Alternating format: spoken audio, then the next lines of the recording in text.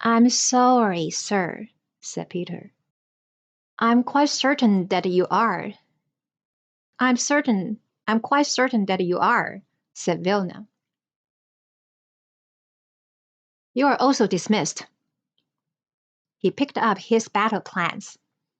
He held them up to the light of the candle and muttered to himself, You are dismissed.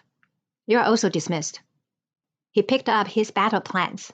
He held them up to the light of the candle and muttered to himself,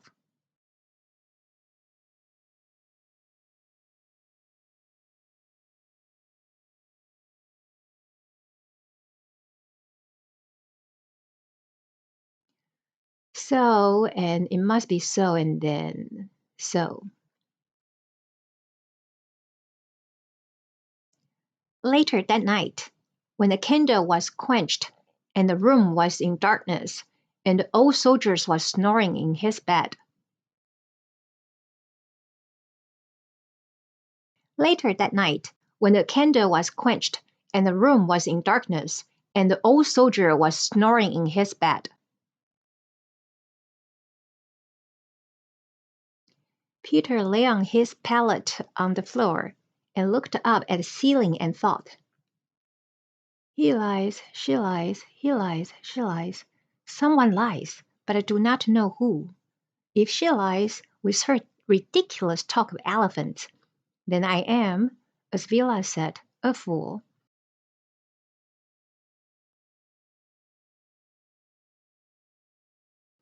A fool who believes that an elephant will appear and lead me to a sister who is dead. But if he lies, then my sister is alive. His heart thumped.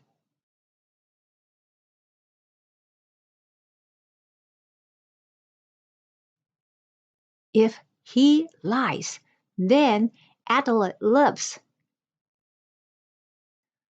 I hope that he lies, said Peter, aloud to the darkness. Said Peter aloud to the darkness.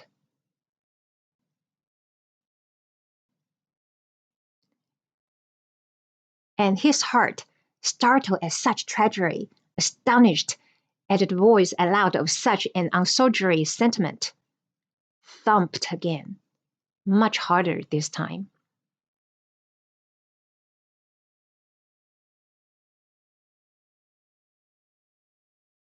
Not far from the apartment Polonaise, across the rooftops and through the darkness of the winter night, stood the Bleeblee Upper House, and that evening, upon the stage, a magician of advanced years and failing reputation performed the most astonishing magic of his career.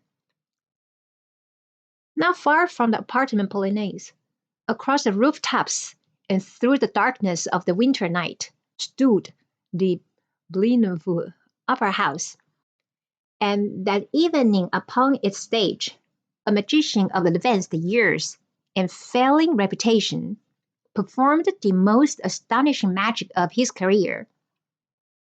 He intended to conjure a bouquet of lilies.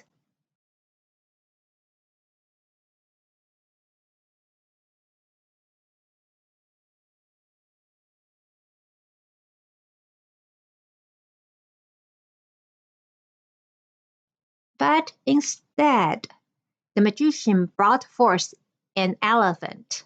The elephant came crashing through the ceiling of the opera house amid a shower of plaster dust and roofing tiles, and landed in the lap of a noble woman.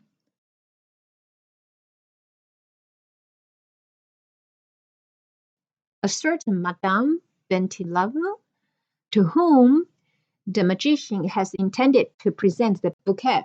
A certain Madame.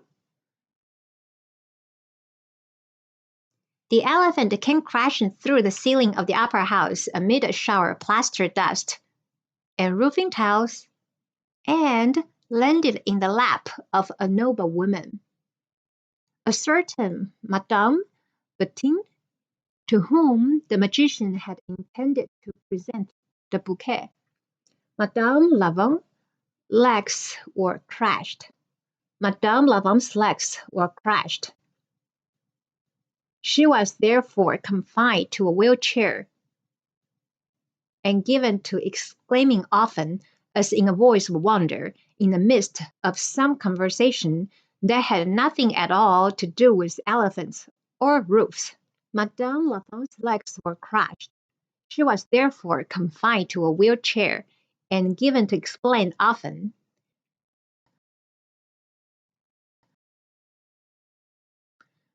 and in a voice of wonder, in the midst of some conversation that has nothing at all to do with elephants or roofs.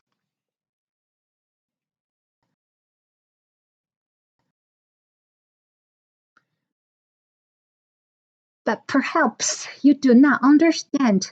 I was crippled by an elephant that came through the roof. As for the magician, he was immediately, at the behest of Madame Lavon, imprisoned.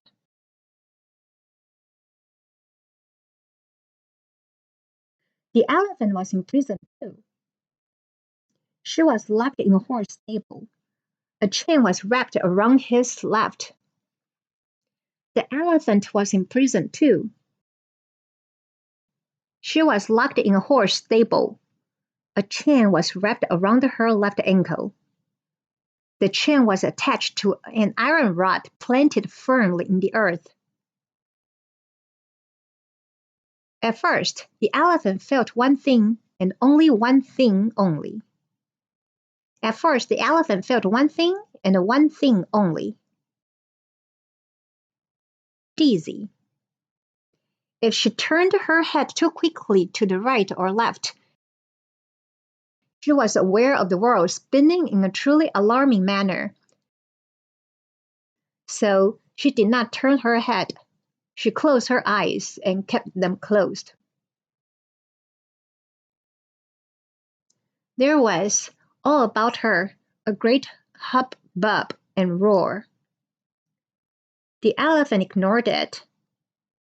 She wanted nothing more than for the world to hold itself still.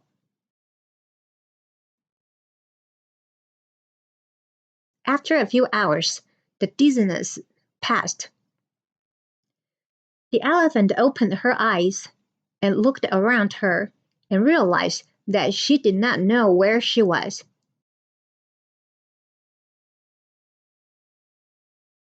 She knew only one thing to be true. Where she was not where she should be. Where she was not where she should be. Where she was not where she belonged.